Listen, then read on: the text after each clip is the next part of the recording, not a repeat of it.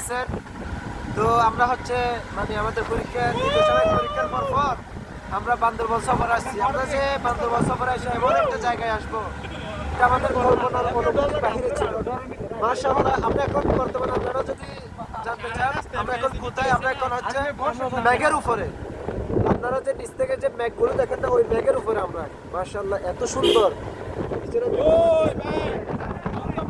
বুঝতে পারছেন? তো সবাই আসবেন এই জায়গায়, যদি আসেন আপনারাও এরকম একটা মেঘের একটা ভিউ দেখতে পাবেন। সবাইকে আল্লাহ তাআলা আসার তৌফিক দান করুন। ঠিক আছে।